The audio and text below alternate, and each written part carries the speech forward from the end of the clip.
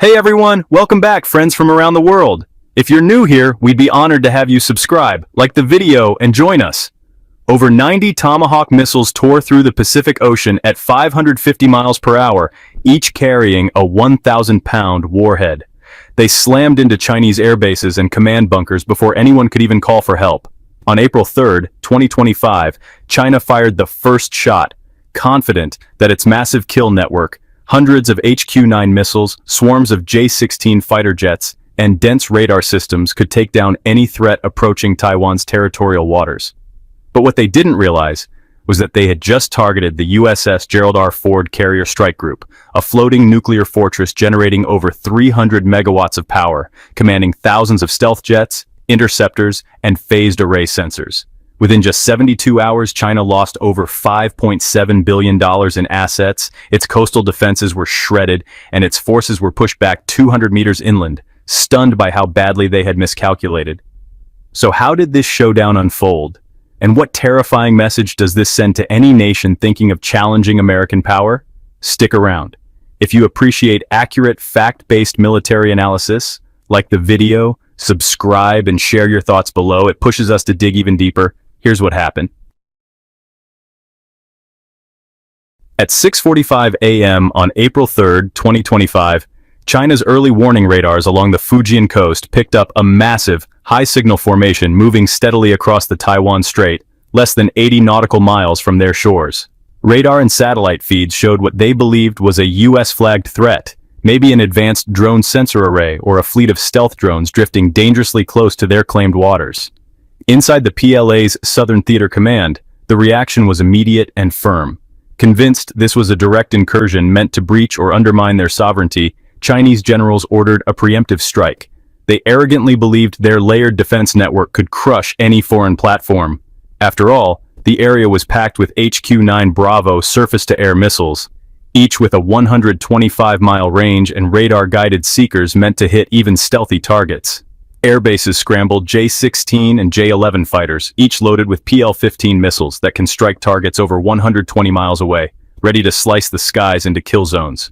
Meanwhile, near Xiamen and Shantou, Type 730 CIWS systems spun around, pumping out over 4,200 rounds per minute toward the air corridors, prepared to shoot down anything that came into range. By 6:52 a.m., dozens of missiles lit up the morning sky, heading toward the radar blips they believed were surveillance platforms or weapons. But here's where they made their fatal mistake. Those radar signatures didn't belong to fragile drones or lone sensor pods. They were coming from the USS Gerald R carrier group, the most powerful mobile military force on Earth. The carrier itself, powered by two A-1 Bravo nuclear reactors generating over 300 megawatts, supports a combat web of Spy-6 phased array radars and the Aegis-10 fire control system, guiding hundreds of interceptors and deploying advanced electronic warfare tools in real time. By choosing to strike without any diplomatic warning, China didn't just defend its territory, they unknowingly started a direct high-tech shootout with the U.S. Navy. And they were about to find out exactly what it means to challenge a force that has spent decades preparing for this kind of war. Unbelievable, right? As the first wave of Chinese missiles broke through the upper atmosphere at Mach 4, the USS Gerald R. battle group was already preparing for war. The carrier's twin A-1 Bravo reactors were pumping out more than 300 megawatts, powering every radar dish and flight deck system. This wasn't just a warship, it was a floating city built for moments like this. Its Spy-6 radar began tracking over 1,000 targets at once and immediately identified the incoming threats. Alongside it, Arleigh Burke-class destroyers, each with 96 vertical launch cells, activated their Aegis-10 fire control systems, choosing the best intercept windows within milliseconds. The first line of defense came alive.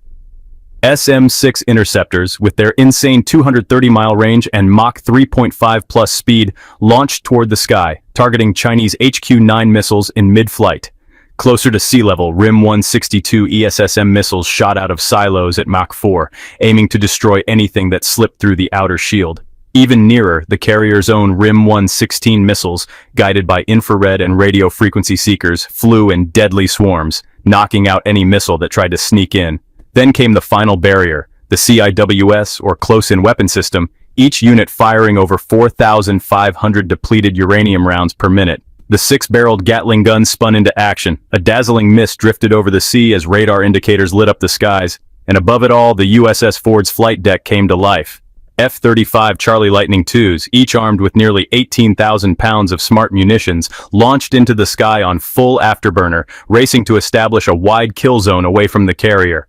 Overhead, E-2 Delta Advanced Hawkeyes kept sharp, eagle-like eyes on the entire battlefield, using their ultra-long-range EISE radars, relaying every threat vector to pilots and combat information centers across the fleet. Despite the ferocity of China's missile barrage, most of it was either intercepted or thrown off course by America's multi-layered defense systems. Some missiles detonated close enough to shake the Ford's flight deck, jolting crew members and parked aircraft briefly. But within minutes, the entire carrier strike group was locked down under a fortress of steel and electronic warfare. What China expected to be a quick lesson in enforcing its sovereignty instead ran straight into the most advanced maritime defense network humanity has ever built. A seamless war machine of satellites, stealth fighters, surface warships, and directed weapons all working as one. For Beijing, the nightmare had just begun. The cost of China's reckless strike became clear within minutes. Their HQ-9 and PL-15 missiles failed to penetrate the U.S. defenses, and the tables turned fast. Above, F-35 Charlie Lightning IIs flew beneath the protective cover of E-2 Delta Hawkeyes, hunting down waves of Chinese J-16 and J-11 fighters still scrambling from airfields near Xiamen and Shantou. Guided by updated targeting data from Spy-6 radars and satellite links, the F-35 Charlies unleashed volleys of AMRAAM AIM-120 Delta missiles, each with over 90 miles of range and active radar guidance, giving Chinese pilots little to no room to evade. Within seconds, bright fireballs lit up the sky. Dozens of Chinese jets, worth over $70 million each, were either blown out of the air or crashed into the sea, sending waves of fear through PLA command bunkers. Desperate to turn the tide, a Chinese Type 054 Alpha frigate attempted to establish overlapping kill zones using HQ-16 SAM systems and advanced search radars. But its plan collapsed almost instantly. American EA-18 Gulf Growlers jammed its fire control frequencies, followed by Mach 2 AGM-88 HARM missiles, homing in on the radar's emissions. One by one, sensor masts and radar arrays on the warship erupted into molten wreckage. Back on land, the very same coastal SAM batteries that fired the opening salvo now faced precise retribution from above 30,000 feet. FA-18 Super Hornets dropped GPS-guided JDAM glide bombs with inertial systems, scoring impact circles tighter than 30 feet. Critical radar hubs housed in concrete bunkers crumbled like paper under the force. By the time the dust began to settle, China had lost over 20 modern fighters, suffered knockout blows to at least 3 major naval vessels, and watched entire coastal defense zones go dark. The financial losses were in the billions, but the psychological toll was even greater. Beijing's confidence was shattered. They had believed their so-called anti-access kill web could stop or deter any U.S. force nearing Taiwan. But in under an hour, that belief turned into twisted metal and rising black smoke. Not only had their gamble failed, it had backfired catastrophically, triggering a massive, precise U.S. counterattack for which they were utterly unprepared.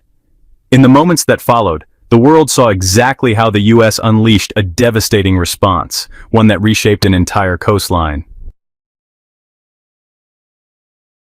Within an hour of China's initial strike, the USS Gerald R. Ford battle group switched from defense to overwhelming retaliation.